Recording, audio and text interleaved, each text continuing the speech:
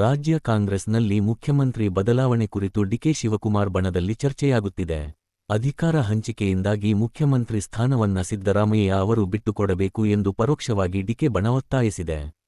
ಈ ನಡುವೆ ನನ್ನ ನೇತೃತ್ವದಲ್ಲಿ ಮುಂದಿನ ಚುನಾವಣೆ ನಡೆಯುತ್ತದೆ ಎಂದು ಡಿಕೆ ಶಿವಕುಮಾರ್ ಅವರ ಹೇಳಿಕೆ ಕೈಪಾಳೆಯದಲ್ಲಿ ಹಲವು ಅನುಮಾನಗಳು ಹುಟ್ಟುವಂತೆ ಮಾಡಿದೆ. ಇನ್ನು ಮುಂದಿನ ಚುನಾವಣೆವರೆಗೂ ಸಿದ್ದರಾಮಯ್ಯ ಅವು ಮುಖ್ಯಮಂತ್ರಿ ಆಗಿ ಮುಂದುವರಿಯುತ್ತಾರಾ ಎನ್ನುವ ಪ್ರಶ್ನೆಗೆ ಡಿಕೆ ಶಿವಕುಮಾರ್ ಪ್ರತಿಕ್ರಿಯಿಸಿದ್ದಾರೆ.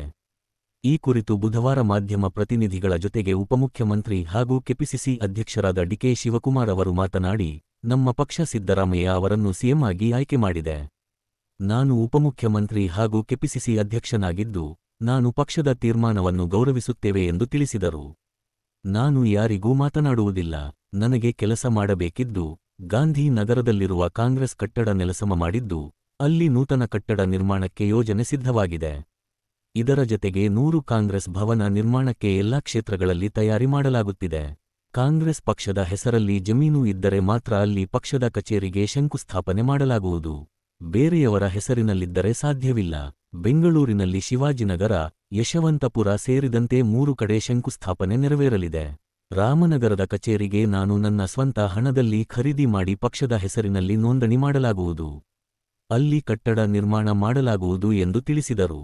ಗ್ಯಾರಂಟಿ ಯೋಜನೆಗಳು ಸರ್ಕಾರಕ್ಕೆ ಹೊರೆ ಎಂಬ ಪರಮೇಶ್ವರ್ ಅವರ ಹೇಳಿಕೆ ಕುರಿತು ಮಾಧ್ಯಮಗಳ ಪ್ರಶ್ನೆಗೆ ಉತ್ತರಿಸಿ, ನಾನು ಶಕ್ತಿ ಯೋಜನೆ ಬಗ್ಗೆ ಮಾತನಾಡಿದಾಗ ಮಾಧ್ಯಮಗಳು ಅದನ್ನು ಬೇರೆ ರೀತಿ ಬಿಂಬಿಸಿದವು.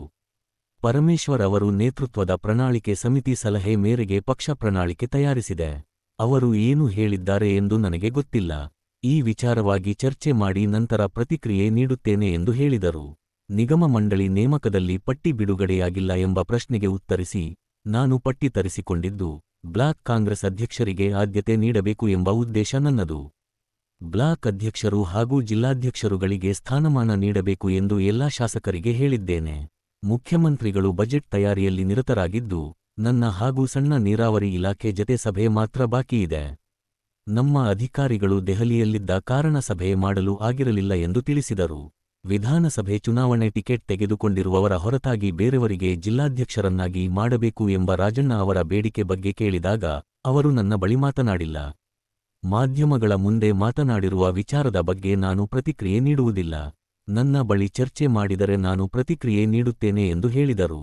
ಪದಾಧಿಕಾರಿಗಳ ಪಟ್ಟಿಯಲ್ಲಿ ಕೆಲಸ ಮಾಡುವವರಿಗೆ ಆದ್ಯತೆ ನೀಡಲಾಗುವುದು ಎಂಬ ಹೇಳಿಕೆ ಕುರಿತು ಮಾತನಾಡಿ, ನಮ್ಮ ಪಕ್ಷದಲ್ಲಿ 3 ಹಂತಗಳಿವೆ. ಉಪಾಧ್ಯಕ್ಷರು, ಪ್ರಧಾನ ಕಾರ್ಯದರ್ಶಿಗಳು ಹಾಗೂ ಕಾರ್ಯದರ್ಶಿಗಳು. ಕಾರ್ಯದರ್ಶಿಗಳ ಪಟ್ಟಿಯನ್ನು ನೀಡಿದ್ದೆ, ಅದಕ್ಕೆ ಒಪ್ಪಿಗೆ ನೀಡಿರಲಿಲ್ಲ. ಹೀಗಾಗಿ ಅವರನ್ನು ಕರೆದು ಚರ್ಚೆ ಮಾಡಿದ್ದೆ. ಈಗ ಸಚಿವರ ಜತೆ ಚರ್ಚೆ ಮಾಡಿದ್ದು, ಅವರ ಜಿಲ್ಲೆಯಲ್ಲಿ ಪಕ್ಷಕ್ಕೆ ಸಮಯ ಕೊಟ್ಟು ದುಡಿಯುವವರಿದ್ದರೆ ಹೆಸರು ನೀಡಿ ಎಂದು ಹೇಳಿದ್ದೇನೆ. ನನ್ನ ಹಿಂದೆ ತಿರುಗುವವರಿಗೆ ಹುದ್ದೆ ನೀಡುವುದಲ್ಲ.